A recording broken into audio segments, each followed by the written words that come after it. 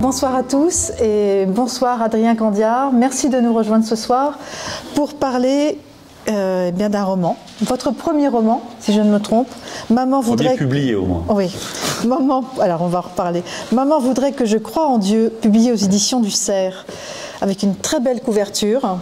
Vraiment, vous êtes satisfait de votre couverture? Je suis satisfait. Je suis pour rien, mais je suis très satisfait. L'éditeur a bien fait son travail. Absolument. En tous les cas, c'est une très belle couverture qui invite, en fait, finalement, on peut s'arrêter déjà sur cette couverture parce que elle dit bien le propos de votre livre, d'un jeune qui est en pleine réflexion ou méditation. En tout cas, c'est un jeune qui pense. On va y revenir parce que je pense que vous dressez un très beau portrait de la jeunesse et de son rapport à la foi. Mais surtout, vous faites un très beau portrait d'un jeune homme dont on va reparler dans quelques instants. C'est la première fois donc que vous publiez, à ma connaissance, un roman. Voilà. C'est une amie qui vous a soufflé l'idée. Alors, est-ce qu'elle a eu du mal à vous convaincre? Est-ce que ça vous a surpris?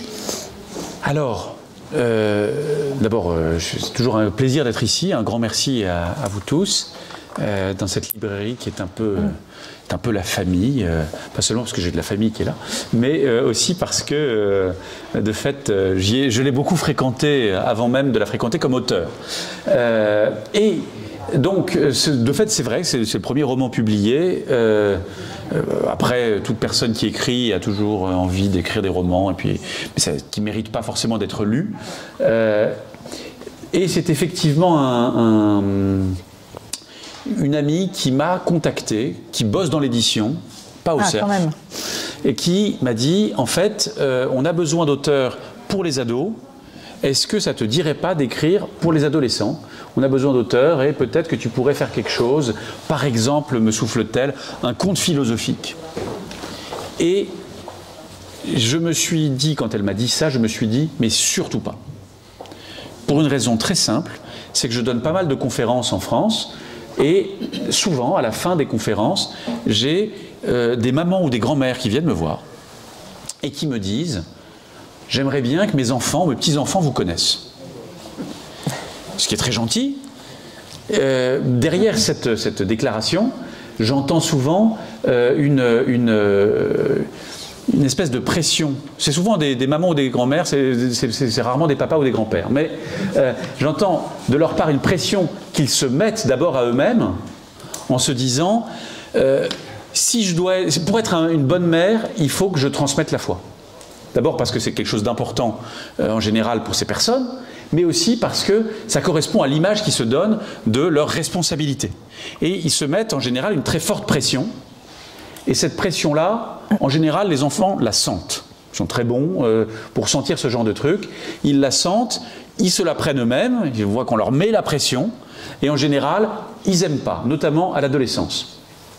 Et donc, j'entends bien, quand on vient me dire « Ah, il faudrait que mes enfants vous connaissent », qu'il y a des parents en difficulté pour transmettre la foi, qui trouvent que c'est très important, et qui se disent « Mais le prêtre qui est là, il est jeune et il fait des blagues, du coup, forcément, ça passerait super bien, parce que moi, j'y arrive pas, je suis ringardisé. Et donc, je vais, et ça va marcher. » Et en fait, ça me paraît évidemment totalement très optimiste sur la manière de transmettre la foi. Il ne suffit pas de faire des blagues pour que ça marche. Mais y a cette angoisse, et ils se disent, là j'ai peut-être la solution, allez venir rencontrer mes petits-enfants, parce que je ne peux pas rencontrer tous les petits-enfants de gens qui viennent à des conférences, et puis par ailleurs je crois que ça ne marcherait pas comme les parents l'espèrent, les parents, les grands-parents. Et donc je me suis dit, si j'écris ce fameux conte philosophique qu'on me suggère d'écrire, toutes ces mères et grands-mères vont l'acheter, l'offrir au gamin, à l'ado, en disant « Lis ça, c'est le frère Adrien Candiard, tu vas voir, il explique bien les choses et il fait des blagues. » Et je me disais, j'ai aucune envie de participer à cet effort de pression qu'on met sur les gamins. Parce que je me dis, il faut leur fiche la paix. Et je comprends très bien, une fois que je dis ça, je ne dis pas du tout que les parents ou les grands-parents ont tort. Je comprends absolument pourquoi c'est important pour eux et pourquoi ils ont du mal à transmettre la foi. Et si j'étais moi-même père de famille, ce que jusqu'à preuve du contraire je ne suis pas, eh bien j'aurais le même souci, la même envie, le même besoin, et je mettrais certainement une pression monumentale à mes enfants. C'est pour ça que j'en ai pas, parce que ce serait un peu pénible pour eux. Mais donc je jette pas du tout la pierre. Je sais pas comment il faut faire. Et quand on écrit un roman, c'est pas pour donner des leçons aux gens. Je ne sais pas comment il faut faire. Si vous vous dites, on va avoir la recette pour transmettre la foi, ne l'achetez pas. Vous serez sinon totalement déçu, parce que c'est pas une recette, c'est pas une explication de comment faut faire. Je ne le sais pas. Mais en tout cas, à ce moment-là, je me suis dit, je ne veux surtout pas faire partie de cette pression qu'on met sur les enfants, sur les ados. Et au moment où elle m'avait écrit par mail, au moment où j'allais lui répondre non, surtout pas, merci, pas du tout, je me dis, sauf si, plutôt que de fuir cette pression, on pourrait en parler. Et il y aurait peut-être un petit roman à faire sur justement cette pression-là, et vue par l'ado lui-même. Et donc, c'est pour ça que le titre est un peu explicite. Maman voudrait que je croie en Dieu. C'est l'histoire d'un gamin, Guillaume, qui a 15 ans, que sa mère oblige à aller à une retraite de confirmation, à laquelle il n'a absolument pas envie d'aller. Et le deal auquel il arrive à peu près là, c'est « ok, j'y vais, mais la confirmation, c'est non ». Et la maman dit oui, d'accord, parce qu'elle se dit il va peut-être changer d'avis pendant la retraite. Alors changera-t-il d'avis pendant la retraite? Ça c'est le suspense qu'on ne dévoilera pas ce soir. Non, on dira rien. Parce qu'il faut qu'il y ait un peu de suspense, sinon vous n'allez pas l'acheter, et donc ce sera un petit peu dommage. Il y a quand même un suspense haletant. Va-t-il faire sa confirmation? Et jusqu'au dernier moment, on ne le sait pas. Mais je me suis dit, parlons de cette pression, non pas pour donner des trucs, mais parce qu'il me semble que la pression est pénible et forte et ingérable, et pour tout le monde, c'est-à-dire à la fois pour les parents et pour les enfants, tant qu'on ne peut pas en parler. Parce que précisément, la pression, c'est pas seulement celle que les parents mettent, mais c'est aussi celle qu'ils se mettent. La difficulté qu'ils ont à vivre en se disant, est-ce que je fais bien mon rôle de parent ? Parce qu'en général, les ados comprennent pas très bien. Mais est-ce que je fais bien mon rôle de parent? Est-ce que je suis capable de transmettre la foi? On me l'a transmise. On ne peut pas arrêter la transmission à moi. Si elle s'arrête à moi, ça veut dire que j'ai complètement raté quelque chose. Et donc, il me semble que... Enfin, moi, mon rêve, ce serait que ce roman donne l'occasion de discussion familiale, en fait. Que ce soit l'occasion de parler, y compris de cette pression-là. Qu'on puisse en parler, à mon avis, c'est une manière de résoudre un peu les choses. En tout cas, dans ce roman, parce que vous avez déjà beaucoup dévoilé, dans ce roman, ça permet aussi aux adultes de faire une certaine forme de prise de conscience de ce qu'un ado vit. Même son ado, on vit avec lui, mais finalement, vous nous faites accéder à une certaine forme d'intériorité chez cet adolescent qui est Guillaume, et donc de plein d'autres Guillaume, 15 ans, ou de Alice, ou d'autres, qui vivent une soif, qui ont une soif et qui n'est pas forcément intelligible pour les adultes qui les entourent. Ni pour eux-mêmes d'ailleurs. Et ni pour eux-mêmes, vous avez raison. Oui, ni pour eux-mêmes. De fait, je crois assez profondément que la vie spirituelle, ça n'a pas d'âge. Que les enfants ont une vie spirituelle, que les ados en ont une, que les adultes en ont une, enfin voilà, et tout le monde peut en avoir une. Elle n'a pas d'âge. Et pourtant, on sait plus ou moins bien l'approcher, la dire, la comprendre soi-même. L'adolescence est un âge un peu particulier. Je pense que nous tous ici, on est passé par là. Et donc on le sait, où on découvre l'existence de son intériorité. En général, l'enfance, je vais faire des grandes généralités, et puis je ne suis pas un psychologue du tout, mais je parle selon ce que j'ai observé. L'enfance est quelque chose de relativement simple, où on a globalement un niveau. On vit là où on est, les choses sont assez faciles, et puis soudain, l'instant, il y a une certaine immédiateté, je pense, je dis, tout est... L'adolescence, c'est la découverte qu'il y a quelqu'un à l'intérieur de moi et qu'il y a des conflits, il y a des discussions, je ne sais pas où je vais, je ne sais pas ce que je veux plusieurs trucs qui sont contradictoires et ça bouillonne et cette intériorité-là, elle est essentielle, elle est importante et elle est difficile à gérer. Et donc la vie spirituelle, elle naît là, elle prend sa racine dans cette intériorité qu'on découvre et qui est en même temps un peu perturbante. Quand on la découvre. On se dit, mais attends, c'était si simple il y a encore 1 an, 2 ans, et maintenant tout est compliqué, pourquoi? Et faire de la place à la présence de Dieu, faire de la place à la vie avec Dieu là-dedans, eh ben, c'est un défi. Et pouvoir la rendre intelligible auprès des adultes, et notamment de ces adultes si particuliers quand on est des ados, qui sont nos parents, c'est quasiment mission impossible. Parce qu'on ne sait pas, on ne comprend pas soi-même ce qu'on vit, et on a des gens qui viennent nous dire « mais alors attends, c'est pas comme il faut, c'est pas ce qu'il faut », et qui essayent, pour notre bien, de diriger les choses. C'est très vite insupportable, et on explose, et ça va pas, et c'est compliqué. Et c'est pourquoi je crois que quand on essaie de transmettre la foi, il y a une partie essentielle, en tout cas dans l'écoute. Là où on est souvent pressé de balancer du contenu, de dire vas-y, reçois ça, et puis écoute, apprends par cœur et comprends ça, on doit aussi en fait se mettre à la hauteur de celui à qui on parle, de celle à qui on parle. Et ça ne veut pas dire qu'on doit faire des séances d'aumônerie où on n'apporte aucun contenu et où on dit allez-y, parlez et racontez-nous votre vie spirituelle. D'abord parce qu'il y a souvent une difficulté à l'exprimer et une pudeur. Mais il y a une manière de se mettre à la hauteur pour dire en fait ta vie est importante. Et ta vie avec Dieu, elle va se jouer dans ta vie à toi. Et donc de la prendre au sérieux. De l'aider à prendre au sérieux sa propre vie, parce que soi-même, comme accompagnateur, comme animateur d'aumônerie, comme parent, eh ben on la prend au sérieux. Et je pense que c'est ce qui peut aider un adolescent à se confronter à ça, sachant que de toute façon, le chemin de la vie spirituelle, on ne pourra jamais le faire à sa place. En fait, dans ce roman, ce qui se dévoile de ce Guillaume donc, qui arrive à cette retraite de confirmation vraiment en traînant les pieds pour faire plaisir à sa maman, qu'il aime énormément. Moi aussi, hein, j'aime énormément ma maman qui est là au premier rang.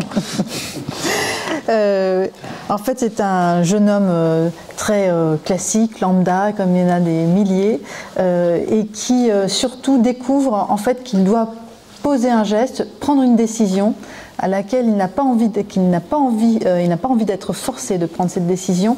En fait, vous parliez 2 fois, mais je pense aussi que l'adolescence, effectivement, c'est l'émergence de cette intériorité qui fait jour en chacun d'eux, mais c'est aussi par rapport à la foi, c'est le fait de s'approprier vraiment sa foi quand on est ado.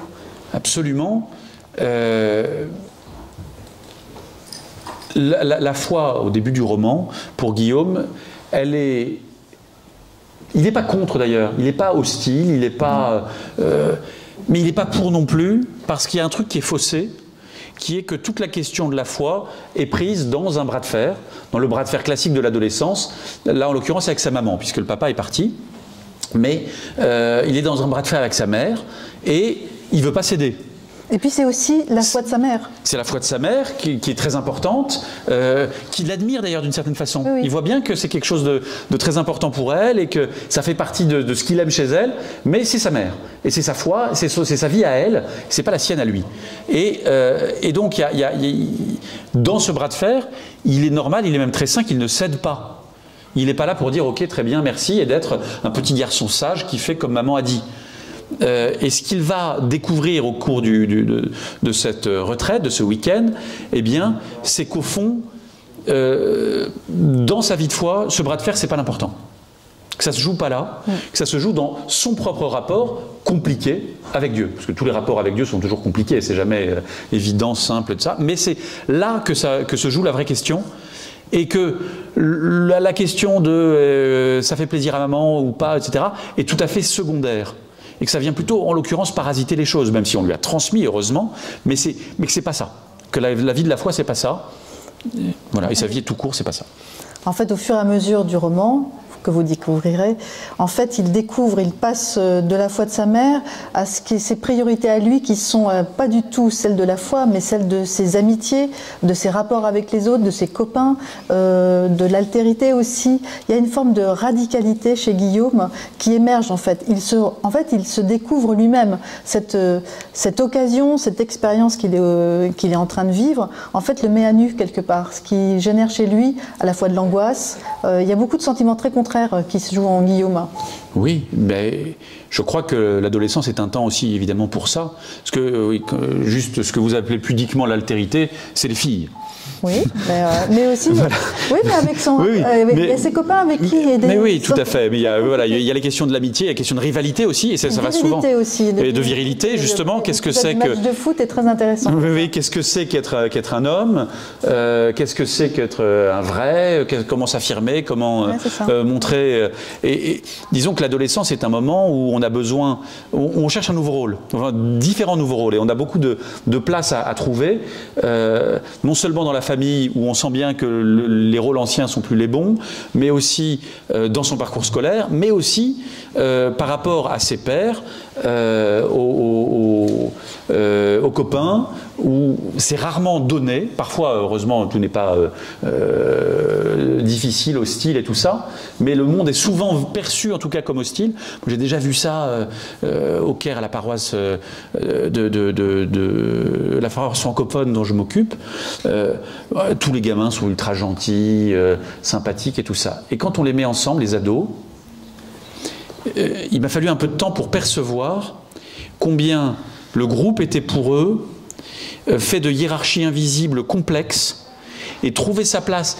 Moi, vu de ma vision d'adulte, il n'y a que des bons gamins, il n'y a que des gamins sympas, c'est bon, vous risquez rien. Et en fait, non, une sortie scout est un lieu extrêmement risqué parce qu'il faut s'imposer, montrer qu'on existe, montrer que... Et même quand tout le monde est très gentil, en fait, c'est difficile. Et puis par ailleurs, dans la vie, tout le monde n'est pas toujours très gentil. Alors c'est encore plus difficile. Mais il y a ce besoin de trouver sa place, et qui évidemment occupe un peu plus Guillaume dans ce week-end que les enseignements sur les 7 dons du Saint-Esprit. C'est moins son sujet, et ce qui est tout à fait normal. Mais ce qui est normal aussi parce que sa vie spirituelle, elle va exister dans sa vraie vie à lui. Pas dans une vie à côté faite de réflexions sur les 7 dons du Saint-Esprit, ce qui est très important, très intéressant, mais ces 7 dons, précisément, s'ils sont importants et intéressants, c'est parce qu'ils vont s'incarner dans sa vie à lui, dans ses rapports forcément compliqués avec ses copains, dans ses angoisses fondamentales, qui sont les angoisses fondamentales de l'être humain. Est-ce que je suis aimable? Est-ce qu'on pourra m'aimer? Est-ce que... voilà, qui sont des questionnements tout à fait normaux et qui sont le lieu de la vie avec Dieu, de la vie spirituelle. On pense logiquement à la complexité et à la difficulté de la transmission de la foi, notamment à ces âges-là où on accompagne, où il y a des enjeux, il y a la confirmation souvent, et puis il y a aussi, c'est là où se structure vraiment la foi, mais dans la liberté. Alors, vous avez écrit sur la liberté il y a quelques années. La notion de liberté, là, nous, on a eu un retour d'une jeune lectrice qui a mis en avant cette qualité de votre roman, c'est celle de la liberté qui est exprimée. Parce que Guillaume, lui, il veut rester libre de sa décision. Est-ce que c'est un besoin que les jeunes expriment, et est-ce qu'ils l'expriment même, puisque c'est quand même une des conditions fondamentales? Mais sans liberté, il n'y a pas de foi chrétienne. C'est-à-dire qu'on ne peut pas aimer Dieu autrement que librement. C'est pas de l'amour, sinon. Je ne sais pas ce que c'est, mais c'est... Et cette condition-là, elle est complexe. Et forcément... J'avais écrit effectivement un essai à Philémon sur la liberté chrétienne, à partir de Saint Paul et tout ça. Et l'objection qu'on m'a toujours apportée, qui n'est pas vraiment une objection, disons la limite, on m'a toujours dit « Bon, c'est super la liberté, très bien, mais quand même pas pour les enfants. On ne peut pas leur dire ok, t'es libre si tu veux aller au caté ou pas ». Il y avait un gamin de la paroisse, justement la paroisse francophone, il y a quelques années, qui était à l'école primaire, et son grand frère, un copain de son grand frère qui était déjà en 6e, donc c'était des grands, qui disaient ouais, mais il y a un âge où après on nous oblige plus à aller au caté, on est libre. Et le petit avait dit mais moi je veux pas être libre, je veux aller au caté. Et c'était mignon, mais non, mais tout ça pour dire que forcément on se dit bah éduquer c'est pas juste fais ce que tu veux mon grand. Ce qui est vrai. Mais éduquer, c'est beaucoup plus exigeant que ça. C'est apprendre à savoir ce que je veux. Et c'est apprendre à un enfant, à un jeune, à un ado, à être libre. Lui apprendre à pouvoir poser des choix libres. C'est-à-dire que le choix n'est pas toujours libre. C'est pas parce qu'on dit je veux qu'on le fait librement. Et poser un choix libre, c'est pas si simple, même quand on est adulte. Et le rôle précisément d'un parent ou d'un éducateur, c'est de faire grandir cette liberté. Ce qui est extrêmement exigeant en fait. Moi, je suis toujours très admiratif de ce rôle que les parents peuvent avoir, d'organiser leur propre inutilité. C'est-à-dire d'apprendre. Non, je m'explique, mes parents font la tête déjà. Mais précisément, les parents, au départ, quand un gamin naît, sont totalement indispensables à tout. Et donc, leurs enfants ne les aiment pas du tout librement. Le bébé, il est de toute façon tellement dépendant qu'il n'y a rien, il n'y a pas de liberté, il n'y a pas de relation libre, c'est juste de la dépendance absolue. Et ce que les parents vont toujours accompagner, ils vont permettre à leur enfant de se passer d'eux. Progressivement, ça demande du temps, mais à chaque fois, peu à peu, les enfants vont apprendre à se passer, à n'avoir plus besoin de leurs parents pour faire ceci, cela, et plus ça va, moins ils ont besoin. Ça ne veut pas dire qu'ensuite les enfants se cassent et ne veulent plus avoir de relation avec leurs parents. Mais ça devient une relation qui est fondée non pas sur la nécessité et le besoin, mais sur l'amour en fait. On peut commencer à les aimer quand on n'a plus besoin d'eux. Mais c'est pas la même chose. Et c'est très difficile, parce que c'est angoissant quand même, quand on aide quelqu'un à être indépendant et à n'avoir plus besoin de nous, on se dit mais alors qu'est-ce qui va se passer derrière ? Et laisser les gens dépendants, c'est toujours un peu tentant. Mais ça, je vois aussi comme prêtre. Évidemment, c'est quoi le rôle d'un prêtre ou d'un frère dominicain? C'est d'aider les gens à se rapprocher de Dieu. C'est d'aider les gens à être bien avec Dieu. Et surtout que là-dedans, ils n'aient pas besoin de moi. C'est-à-dire que si les gens me disent « Ah ben écoutez, moi je suis, mais alors j'ai une vie spirituelle fabuleuse, mais seulement quand vous êtes là », c'est qu'il y a un problème dans leur vie spirituelle et que j'ai un peu raté mon coup, si j'ai vraiment mal fait mon métier, parce que précisément il s'agit toujours de conduire à autre chose. Et ça c'est essentiel quand on essaie d'accompagner des jeunes dans le développement de leur propre vie spirituelle, c'est qu'on leur apprend à n'avoir pas besoin de nous, ce qui est toujours un peu vertigineux parce qu'on ne croit pas assez en Dieu. On n'a pas assez confiance en Dieu. On se dit, non mais si je laisse ce gamin seul avec Dieu, Dieu va faire comme d'habitude, il va rien dire, du coup il va rien se passer, et du coup le gamin va rentrer en disant c'était nul, et voilà, donc je vais combler les silences. Je vais parler à sa place. Et vous savez, quand vous avez un invité qui fait la gueule et que vous êtes gêné, vous parlez à sa place, vous dites non, non, mais il faut qu'il dise, etc. Et bien là, on fait parfois la même chose avec Dieu et on a envie de combler les silences et de dire non, non, mais en fait, si, d'accord, non, non, mais c'est pas la peine de prier, moi je vais te dire ce que Dieu voudrait te dire. Non, non, mais laissez-le se confronter au silence et on verra bien ce qui se passe. Mais sinon, c'est sûr qu'il ne se passera jamais rien si on ne prend pas ça au sérieux. Et on a besoin de laisser les gens vivre leur vie avec Dieu. Laisser les jeunes aussi vivre leur vie avec Dieu. Il y avait, je pense souvent à cette figure-là, dans les communautés juives d'Alsace, une figure importante, je parle de l'Ancien Régime, hein. Dans les communautés juives d'Alsace, il y avait un personnage important qu'on appelait le Tchatchen. Vous ne savez pas ce que c'est que le Tchatchen? C'était un maquignon, un marchand de bestiaux, qui pour son travail allait de village en village et vendait ses bestiaux. Et il n'était pas seulement attentif au gabarit des vaches, il regardait aussi au passage, puisqu'il allait de village en village, de communauté en communauté, et il repérait les jeunes gens à marier. Et connaissant les familles, discutant avec les uns et les autres, il essayait de proposer des appariements réussis. Donc un bon Tchatchen, c'est pas seulement un bon marchand de bestiaux, c'est aussi quelqu'un qui va réussir à faire des couples qui durent. Parce qu'il a bien senti, il a bien compris, il a vu que c'était compatible, les caractères, les familles, et que tout ça irait bien. Et donc c'est très utile un Tchatchen hein, pour faire se rencontrer les gens. Mais il y a un moment, dans la chambre nuptiale, il ne faut pas qu'il reste là. Il y a un moment, le Tchatchen, il faut qu'il disparaisse. S'il reste là au milieu à dire non, non, mais je vous assure, vous êtes fait l'un pour l'autre, il ne va pas se passer grand-chose dans le couple. Il va être plutôt gênant. Et ça, comme prêtre, je me le dis souvent, tiens, il y a un moment, il faut quand même laisser les gens vivre leur vie avec Dieu et pas chercher à toute force le résultat. Le résultat ne m'appartient pas. si je veux absolument réussir, je me dis mais il faut que la transmission passe, je l'empêche, je la gêne. Et je crois que c'est vrai aussi pour des parents, pour des éducateurs, pour des animateurs. Il y a un moment, il faut sortir de la chambre et laisser les choses exister.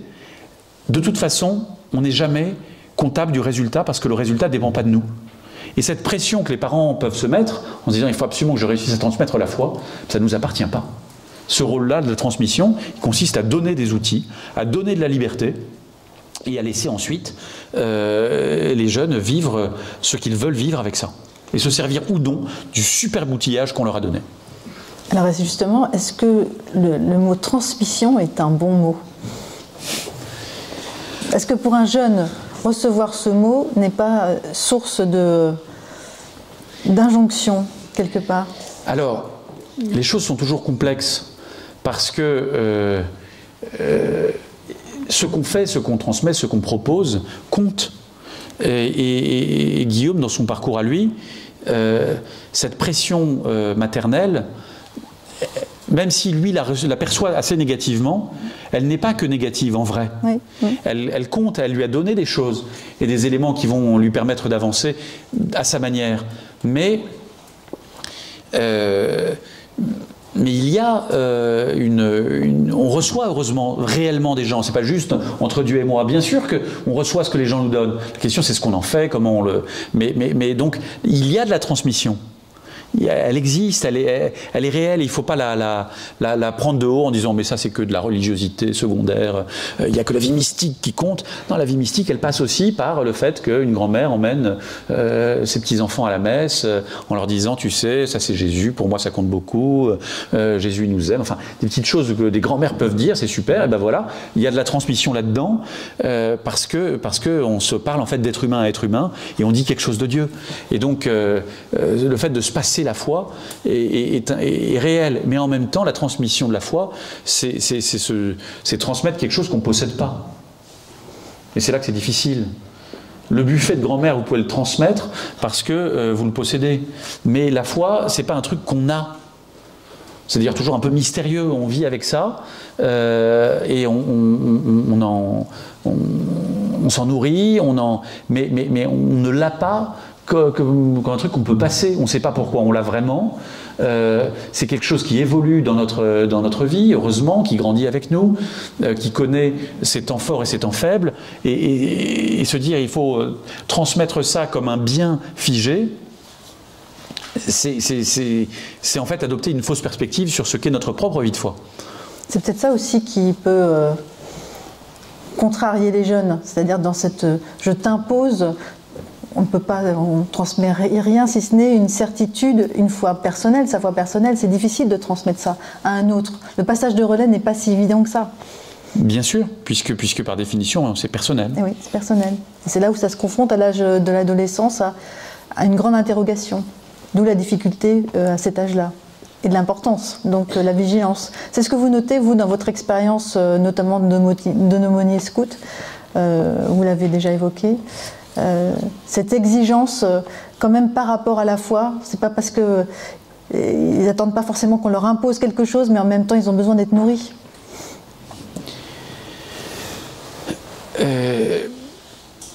Je le disais, je crois qu'il y a un vrai besoin, une soif spirituelle qui est présente chez un peu tout le monde et qui, à l'adolescence, peut s'exprimer d'ailleurs avec une certaine vivacité, pas tout le temps, mais elle peut s'exprimer très vivement parce qu'il y a une exigence d'authenticité, de vivre quelque chose qui soit vrai.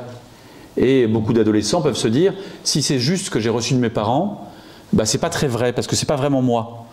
Et c'est sans doute un besoin qui est plus général et qui est je crois très, très important, et en fait assez évangélique, celui de la lutte contre l'hypocrisie. Oui, il y a une forme d'authenticité chez Guillaume, oui, oui. Une volonté d'être sincère. D'être sincère. Et ça, enfin, il y a deux faces. Il y a pour moi-même, je veux être sincère, et les autres sont tous des hypocrites. Qui est un reproche assez souvent formulé à l'adolescence vis-à-vis du monde des adultes, qui apparaît comme décevant, qui n'est pas à la hauteur, qui n'est pas comme il faut. aussi parce qu'on n'a pas beaucoup d'expérience soi-même et qu'on a quelques illusions sur sa propre capacité à vivre sans concession. On se dit, mais moi, jamais je lâcherai la moindre concession. Ce qui est à la fois naïf et très, très beau. Enfin, moi, j'ai eu plaisir à me mettre à l'écoute de Guillaume pour entendre ça, pour entendre sa manière de garder une envie de ne pas mentir, une envie et une colère aussi contre un monde où il a l'impression que ça ment et que le monde des chrétiens qu'il voit ne dit pas tout à fait la vérité. Et cette exigence-là, elle n'est pas seulement belle et impressionnante, elle est très évangélique. Jésus s'en prend énormément aux pharisiens avec ce reproche-là de leur hypocrisie. Et ça me frappe quand on fait des reproches à l'Église sur ce terrain-là, en disant oui, mais il y a des hypocrites, etc. Je me dis tout le temps, c'est évangélique comme reproche. Et ce qui est pas mal, ce qui est intéressant comme reproche à prendre. Bon, après, j'avoue que je voyais récemment sur les réseaux sociaux un petit truc qui m'a fait sourire, où je ne sais pas qui disait, c'était un truc en anglais, qui disait « Arrêtez de dire que l'Église est pleine d'hypocrites. C'est pas vrai, elle n'est pas pleine, il y a encore de la place pour vous. » Ce qui me paraît assez juste, c'est-à-dire que, comme adulte, on a tous précisément l'expérience qu'on ne vit pas absolument ce qu'on aimerait vivre. Est-ce que je vis absolument ce que je prêche? Je passe mes journées à prêcher la sainteté. Est-ce que je la vis? C'est plus compliqué. J'essaye, j'aimerais, je veux, je ne renonce pas. Mais heureusement, on n'est pas... et je pense que comme parents, on n'est pas tenu enfin, quand on fait des leçons de morale à ces gamins, on doit sentir parfois qu'il y a un décalage, qu'on n'est pas absolument raccord avec ce qu'on dit. Mais on veut l'être, ce qui est déjà pas mal. Et cette exigence-là, je crois, fait partie de la vie spirituelle de Guillaume. Quand bien même, au moins, enfin pendant une bonne partie du roman en tout cas, elle s'exprime contre l'Église, contre sa mère, contre ce monde qu'on lui propose. Il y a déjà un ferment évangélique.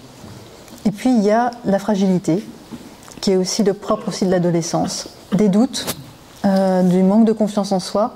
Et c'est là où va se jouer le retournement un peu du roman. Et oui, parce qu'il y a un retournement. Mais qui ne vous dit pas s'il fait ou non sa confirmation. Ça reste le mystère pour lequel vous devrez acheter le bouquin. Rassurez-vous. Enfin, je dis rassurez-vous au libraire.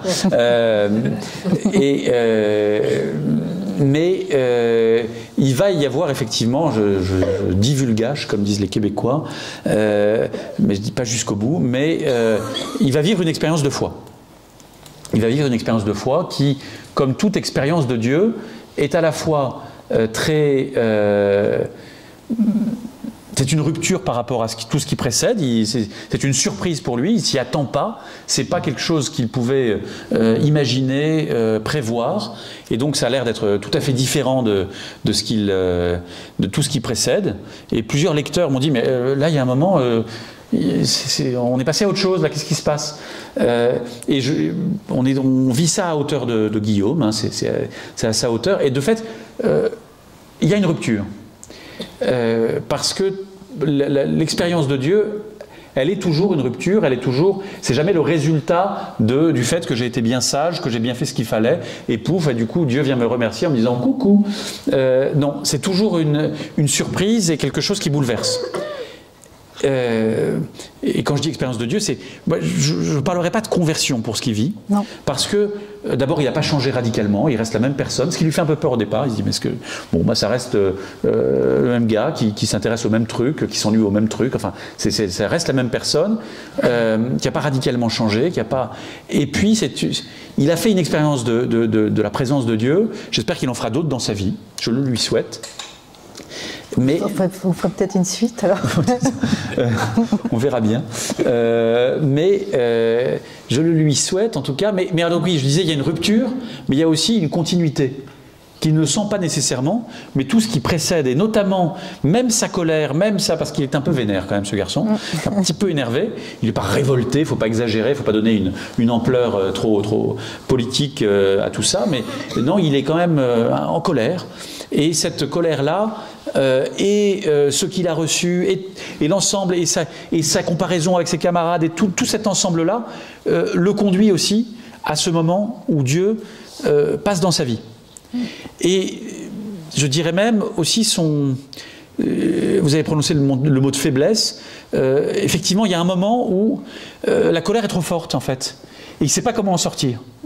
Et le fait que ce soit au moment où on est devant la mer Rouge, avec l'armée des Égyptiens derrière, et qu'on ne sait pas très bien comment s'en sortir, que Dieu intervient, ça me paraît en fait assez réel. Est-ce que passer de l'essai à la fiction pour raconter Guillaume, est-ce que ça a été finalement un exercice plus facile qu'il n'y paraissait au démarrage, malgré votre envie finalement de d'écrire un roman? Oui, le danger, disons, pour moi, c'était évidemment, comme j'ai l'habitude d'écrire des essais, de faire un faux roman. C'est-à-dire de raconter une histoire où il y a des personnages qui très gentiment me servent de marionnettes et je fais le ventriloque et je les fais parler. Et ils racontent ce que j'ai envie qu'ils disent et ça me fait bien plaisir qu'ils tiennent le discours que j'ai envie qu'ils tiennent. Ou alors le discours inverse, mais enfin dans tous les cas, le danger c'est de manipuler les personnages. Et pour un essayiste, oui c'est le danger puisque j'ai l'habitude d'argumenter, de dire ce que je pense et de dire voilà c'est ça, croyez-moi, écoutez-moi. Et bon bah là, c'est un exercice très différent. Donc j'avais en fait un petit peu l'expérience par l'écriture pour le théâtre. Il m'est arrivé d'écrire pour le théâtre et j'avais déjà expérimenté ce que ça veut dire en fait de ce point de vue de faire de la fiction. Ça veut dire se mettre à l'écoute des personnages. Ça paraît un peu mystique dit comme ça, mais c'est très réel. C'est-à-dire que évidemment, quand vous écrivez un roman, vous créez vous-même une situation, vous la choisissez. Pour ça qu'on m'a dit, est-ce que vous avez été surpris, on m'a demandé ça hier à Nice, est-ce que vous avez été surpris par le fait qu'il ait une expérience de Dieu, etc. J'étais pas surpris, pour moi ça faisait partie du plan du roman, donc je savais que ça arriverait, donc j'étais pas surpris. Donc, mais on crée une situation, on sait vers quoi on va, et puis on a ensuite on crée des personnages, on voit un petit peu leur personnalité, et puis à partir du moment où vous avez votre personnage, il faut le laisser parler, il faut l'écouter. Il faut se mettre à l'écoute et se dire, tiens, bah vas-y, explique-moi. Et Guillaume, j'ai un peu discuté avec lui. Alors, cette expérience, je l'avais déjà en écrivant pour le théâtre, et pour la dernière pièce que j'ai écrite, qui s'appelle Akedia, qui d'ailleurs est jouée tous les lundis.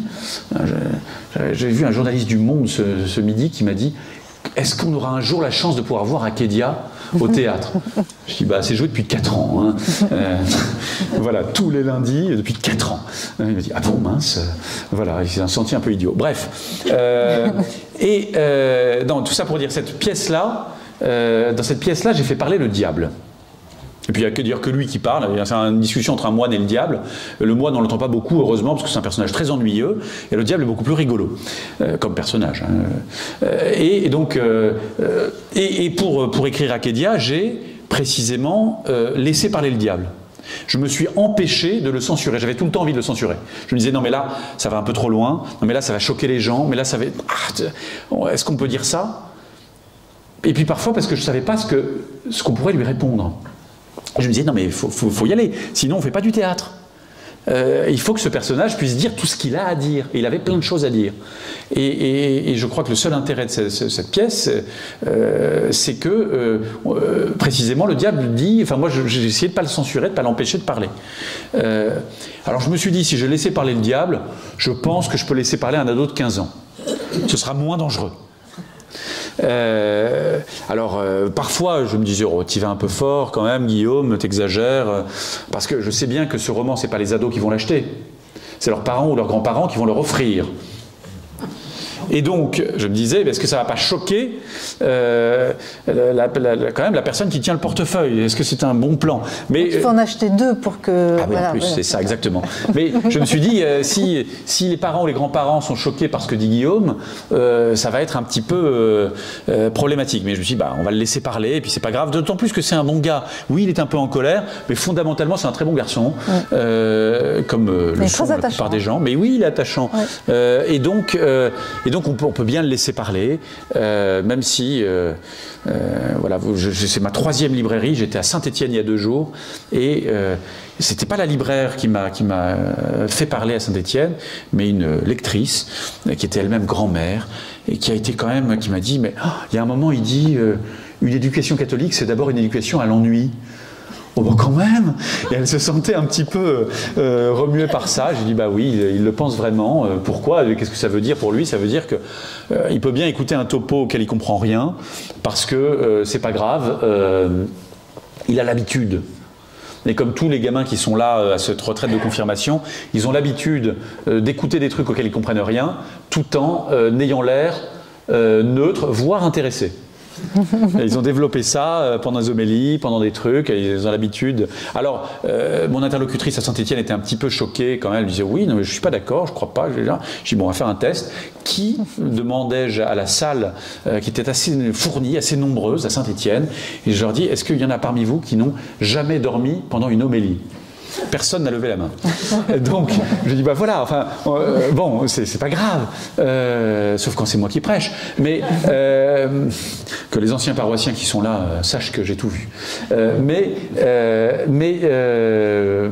Non, c'est pas grave, c'est normal, enfin, et oui, enfin, en fait, il énonce un fait. C'est que oui, quand on grandit dans l'Église catholique, on développe une capacité que tout le monde n'a pas à écouter poliment des trucs qui ne nous intéressent pas. Ce qui est quand même pas rien. C'est bien, c'est une vraie capacité, une vraie. Et donc voilà, donc c'est pas très choquant au final. Et donc on pouvait bien le laisser parler. Donc c'était ça mon vrai défi, c'était de le laisser parler d'abord. Ensuite, l'autre difficulté pour passer au roman, c'est que je souhaite que ce roman puisse être lu par des ados. Et pour ça, j'ai dû un peu modifier, adapter ma manière d'écrire.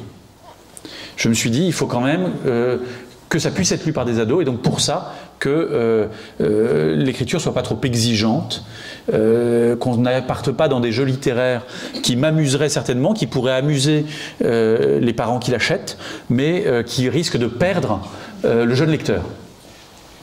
Et donc j'ai fait attention, il est écrit au présent de l'indicatif. Il est voilà, et j'ai essayé d'aller à l'essentiel et tout ça. Je l'ai fait relire aussi par des adolescents. Il y en a un qui c'était très mignon. Il a pris soin de m'indiquer tous les mots sur lesquels il fallait mettre une note de bas de page. Je dis merci beaucoup. C'est donc les mots que je vais supprimer. Il m'a dit ah non parce que comme ça on peut apprendre. J'ai dit non mais tu apprendras du vocabulaire en lisant Flaubert et Stendhal au lycée. Mon bouquin n'a pas pour objectif de t'apprendre du vocabulaire. C'est pas grave. On va retirer des mots qui me paraissaient pas si compliqués pour dire la vérité, mais c'est pas grave parce que j'avais fait un premier tri quand même. Globalement, les mots de plus de 4 syllabes avaient tous disparu déjà. Mais là, bon voilà, je me suis dit bah c'est important justement d'entendre ça pour pas poser des difficultés en plus. Alors j'espère que ça n'en fait pas un roman simplet ou du tout, c'est pas l'objectif, mais en tout cas de le rendre accessible, de pas multiplier les difficultés. Et en fait, parmi les quelques lecteurs qu'il a eu jusqu'à présent, parce qu'il n'en a pas eu beaucoup, j'ai été heureux que des jeunes qui lisent pas beaucoup l'aient lu vite. Il n'est pas très long, hein, il n'est pas très. Mais il n'y a pas d'image, hein, mais quand même. mais il s'écrit gros quand même. 142 pages. 142 pages, mais c'est assez vite lu. Mais parmi les quelques-uns qui l'ont lu, il sort aujourd'hui, donc personne ne l'a beaucoup lu. Mais ceux qui ont pu le lire, voilà, des jeunes lecteurs l'ont lu manifestement sans que ça leur tombe des mains, en se disant mais on n'y comprend rien, qu'est-ce que c'est. Voilà, donc j'étais plutôt content de ça.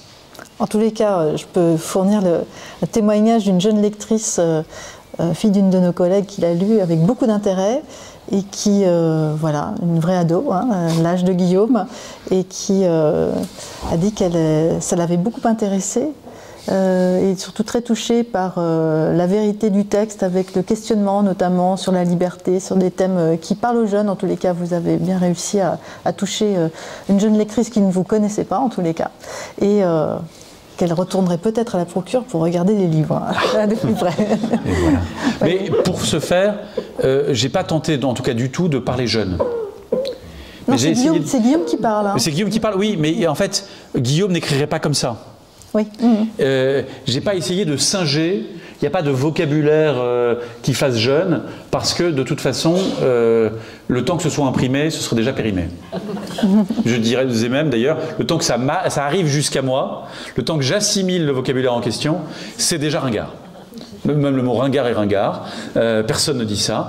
Et donc de fait, j'ai pas du tout essayé ça, parce que je me suis dit, ça sert à rien, je n'y arriverai pas, de toute façon, je sais pas faire ça, et ce serait rapidement ridicule. Mais l'enjeu, c'était, en tout cas, de pas écrire comme un vieux.